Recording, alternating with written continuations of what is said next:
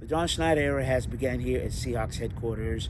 As we all know, last week the Seahawks parted ways with head coach Pete Carroll, and now it is John Schneider's team. There's just no doubt about that. Not that him and Carroll, they're in partnership, but it was really Carroll's team, and now it is John Schneider's team. So as the team moves forward in search of a head coaching job, they've already asked for 6 interviews, and they are Carolina Panthers defensive coordinator Ejiro Evero, Cowboys defensive coordinator Dan Quinn, Dolphins offensive coordinator Frank Smith, Giants offensive coordinator Mike Kafka, Rams defensive coordinator Raheem Morris, and Raiders defensive coordinator Patrick Graham. So right now, that's who the Seahawks, can ask to get interviewed, because all the aforementioned coordinators, their teams are done in the playoffs. So let's go to the video and hear what John Schneider had to say about where the team is going. Okay, not the same size crowd as the other day, but I get it. Welcome everybody. Hey, emotions have been all over the place, right? Last couple days. I feel like I've been on my phone for the last, since Tuesday morning or something, Tuesday afternoon.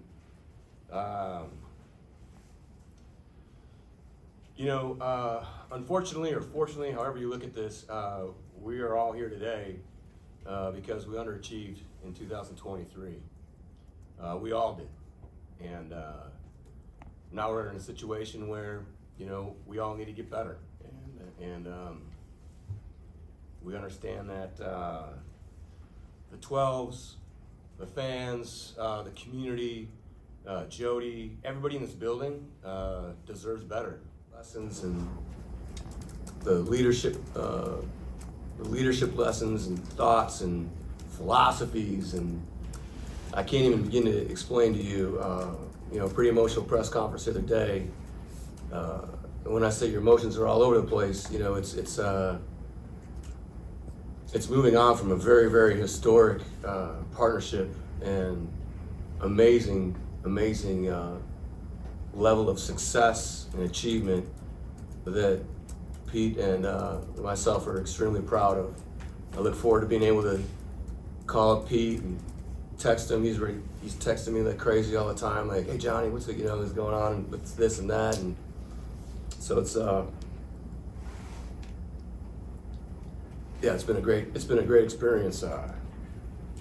Clear directive from Jody Allen moving forward as we embark on our new coaching search. It's clear, it's concise.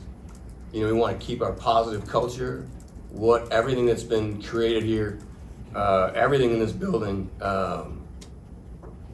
There's so many special people in this building. It's amazing to be on the phone with all these agents and the people that are interested in this position, and to be able to explain to them, hey, there's a foundation here that's incredible. Chuck Arnold, our president, started here as an intern. So Chuck and Dave and, Karen Spencer and Cindy, Mo Kelly, the people, and I hate to skip anybody, but those foundational people, EK, sorry, they were here since the West was won, basically. And just excited for this new individual to partner with and move forward, evolving, looking forward. Where's the game going? 14 years is a long time for one coach to be in a spot, right? And it's been incredible. God rest his soul, Marty Schottenheimer would always tell me, one coach can't stay in one spot for more than 10 years. He retired when I was with him in Kansas City for a year. And it's just that opportunity to learn from all these people that are doing incredible things, in college football and around the National Football League. And you cannot, if you're stagnant in this league, you're behind. So I think that's probably the most intriguing thing, is to learn and be open-minded. Very much in the there's initial processes, right? So, 15 years ago, it was a totally different setup. There's a lot of things we need to a lot of boxes that need to be checked, and we need to make sure we're staying instead with all the rules that are put in place. We've sent in several consent forms, and we're hoping to begin interviews tomorrow. Those individuals have had, we've done a ton of study on that already. We've been looking at it for years.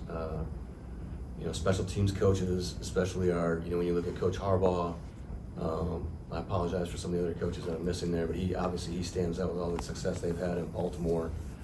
And when you're the special teams coach, you have a really good feel for, and you're in the midst of who's going to be inactive, active all throughout the week, and the planning on both sides of the ball with the offensive staff and the defensive staff, and what both groups are looking for.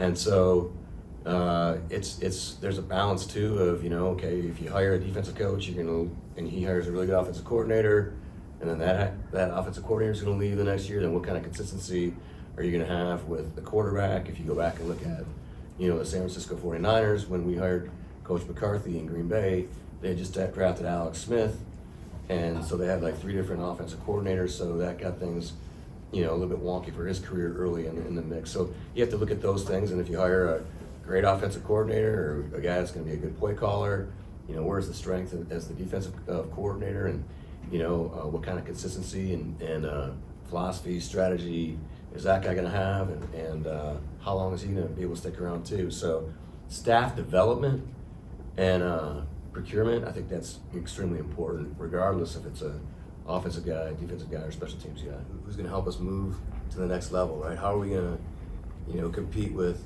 everybody that we need to compete with and advance this organization moving forward? And I think we're going to learn so much of this process about the ideas, and I'm proud of all the connections we have around the National Football League, and we've learned a lot already.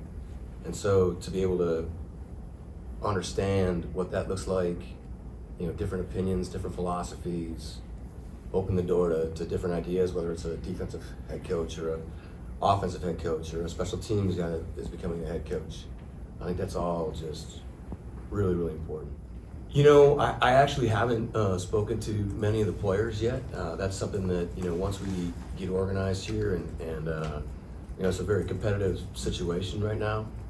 So, once we get past that, I'll be able to, speak to the players and let them know what's going on. But, right now, our primary focus is on competing with these other teams and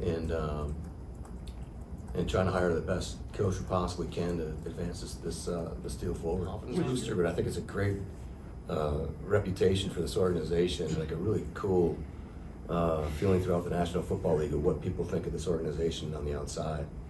And so it's again, it's a very, I think people recognize it's a very intriguing job, and one that you can come in and have a great partnership with everybody here, and get rolling. I think people recognize that.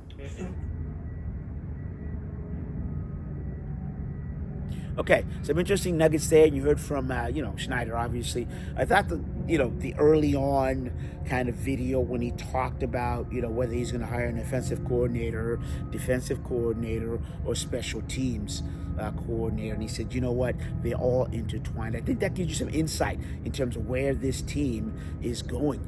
They're going to hire somebody who's creative, innovative, and brings energy. The question is that going to be an offensive coordinator, defensive coordinator, or, as I said, a special teams specialist? Just don't know right now, but rest assured, Snyder said in the interview before, look, this is a good foundation, so they're looking for someone to take the team forward. And you can't replace Pete Carroll with somebody who's stoic and not that. So, as I said, they're going to find somebody with energy, creativity, and a little bit of energy. And you know what? We're going to bring you all the updates as we move along from the VMAC in Renton. I'm Osvita Mara for the CascadiaSports.net report. And don't forget to subscribe.